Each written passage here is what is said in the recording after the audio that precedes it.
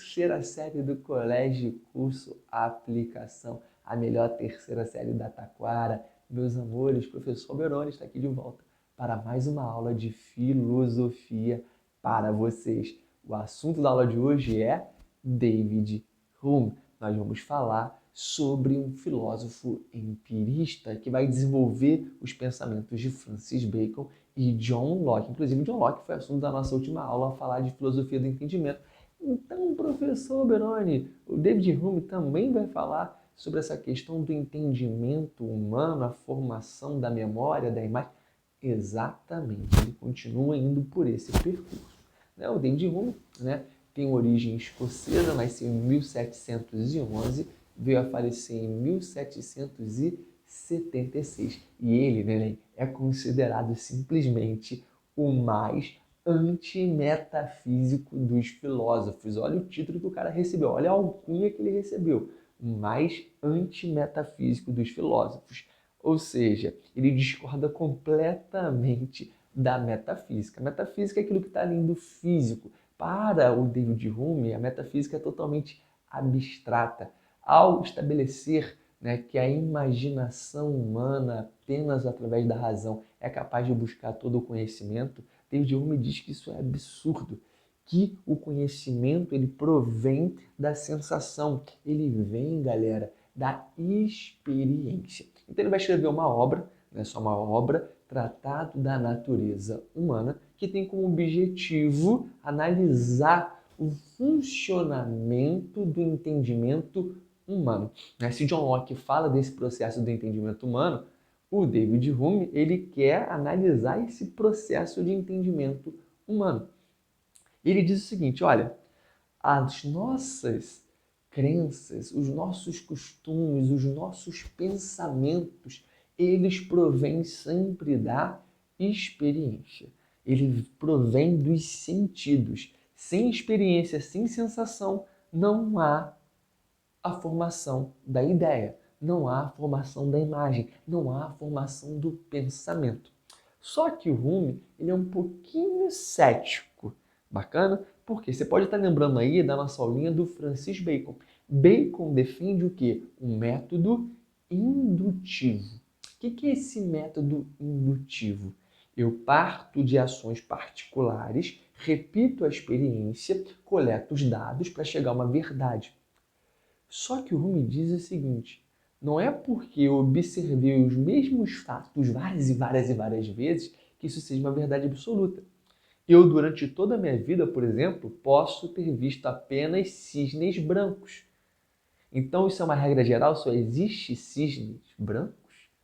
Existe o cisne negro, por exemplo. Ou seja, eu não posso pegar a totalidade de um conjunto ali de observações e querer estabelecer uma regra absoluta.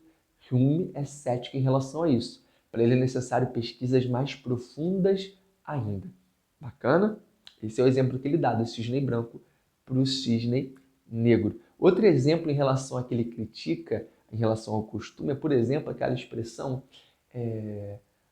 vou acordar quando o sol nascer. Ele diz que isso é um costume ligado aos sentidos de observação. Você sempre nota o sol nascendo. Ou me diz, mas será que o sol vai nascer para sempre? A resposta é não. Ou então quando você viaja, por exemplo, ali para Manaus, já para a região amazônica, as pessoas falam, vamos nos encontrar depois da chuva. Porque é costume, 1h da tarde, sempre chover. Só que nem sempre chove. Ou seja, então ele está dizendo que nem tudo que a gente observa e experimenta se torna uma verdade absoluta. Ele é cético em relação a isso, tá bom? Ele exige uma maior observação e testagem. Legalzinho, galera? Então, mas o que eu estou deixando claro para vocês aqui é que para o Hume, o nosso pensamento, o processo de entendimento, está ligado diretamente às experiências. Ou seja, para ele, as ideias e os pensamentos são cópias do que é percebido pelos sentidos. Sim, meus amores, exatamente isso. Ou seja, tudo que nós pensamos, tudo que nós chamamos de ideia, na verdade é uma cópia do que nós sentimos, do que nós observamos, cheiramos, provamos. Bacana? Então, tudo, a ideia, esse processo de entendimento está associado ao mundo dos sentidos. Porém, esse pensamento ele é perfeito? Não. Ele é imperfeito, porque ele é uma cópia. Bacana? O que o Hume dizia?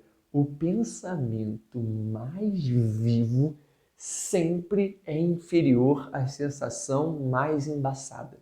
Ou seja, galera, por mais que você guarde na memória aquela situação, né, a sensação que você viveu naquele momento sempre vai ser mais forte do que o pensamento. Se eu falar para vocês, pensa na dor, vocês conseguem pensar numa dor muito forte que vocês já sentiram? Aposto que sim. Aposto que sim. Porém, ele nunca vai se comparar esse pensamento à dor de quando você sentiu, né? A dor sempre é maior do que o pensamento, beleza? Às vezes você até fala, nossa, aquilo doeu em mim, senti em mim, porque você já teve uma experiência de sentir uma dor similar. Mas aquela sensação é sempre maior do que a ideia que você carrega. Por exemplo, como é que o Hume justifica essa ideia de que o pensamento, né, a imagem, está associada aos sentidos? Ele cita, por exemplo, alguém que é privado dos sentidos. Imagine um deficiente visual, uma pessoa cega. Ela consegue, nasceu cega, ela consegue pensar nas cores? Não consegue. Então ele está dizendo, olha, o pensamento está atrelado aos sentidos. Se uma pessoa que não tem paladar, ela vai conseguir pensar nos sabores dos alimentos? Se você falar que chocolate, eu consigo pensar no sabor do chocolate. Ai, tô babando. Ai, neném, que chocolate. Bacana. Agora, uma pessoa que está provida não tem esse sentido, não vai conseguir pensar. Legal? É igual uma pessoa que foi infectada pelo Covid e, como efeito colateral, perdeu o paladar. Ela vai comer aquela comida gostosa, ela fala, ai, não estou sentindo nada. Por quê? Ela sabe qual é a ideia daquele sabor, mas o pensamento é inferior ao sentido, a sentir. Então, por mais que ela queira sentir aquele sabor, pense nele, como o paladar dela está afetado pelo Covid, ela não vai sentir. Então, repetindo a frase, guarda aí, o pensamento mais vivo é sempre inferior à sensação mais embaçada.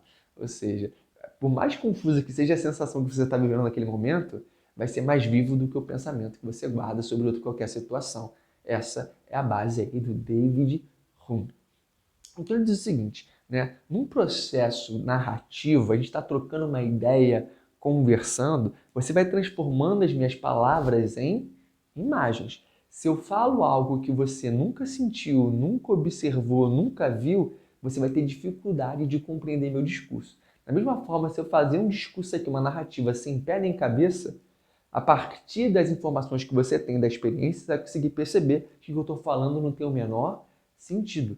Então, assim a gente consegue entender o diálogo, o dia a dia, as nossas conversas, as informações, a partir da linguagem ou do texto escrito, que é comparado com as ideias, as imagens, os pensamentos que nós desenvolvemos.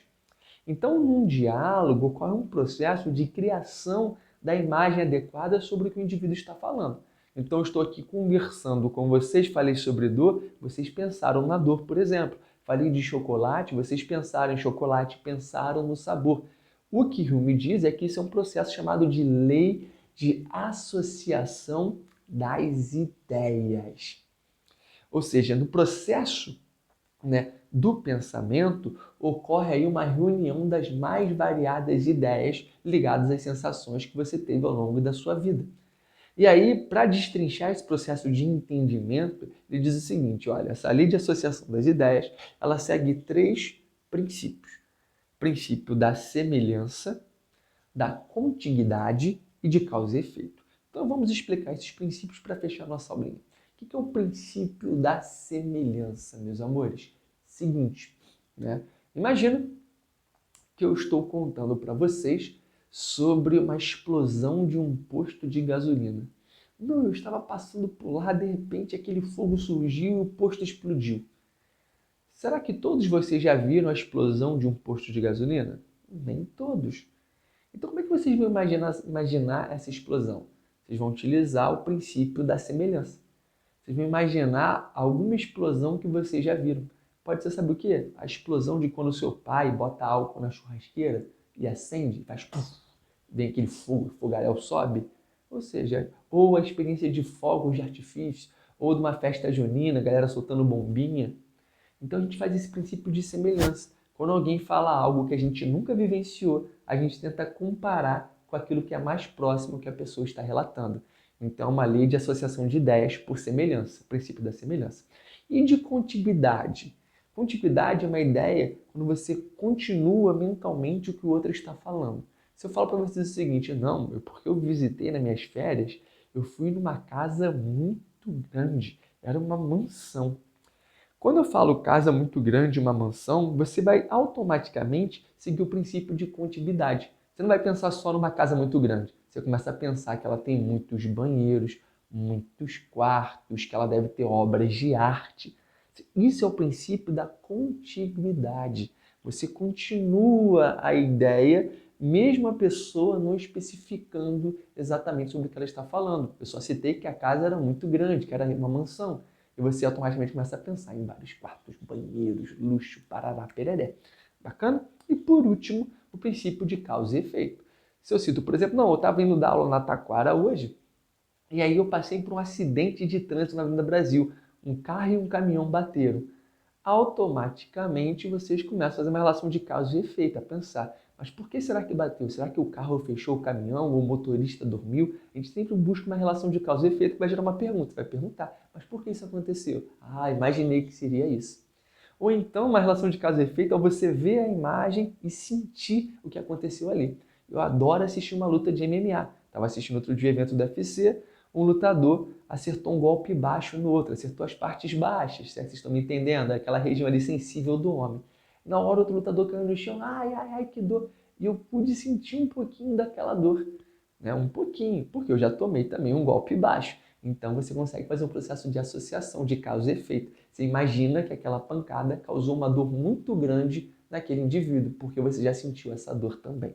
Bacana? Então esses são os 3 princípios aí da lei de associação das ideias e fechamos aqui o grande David Hume.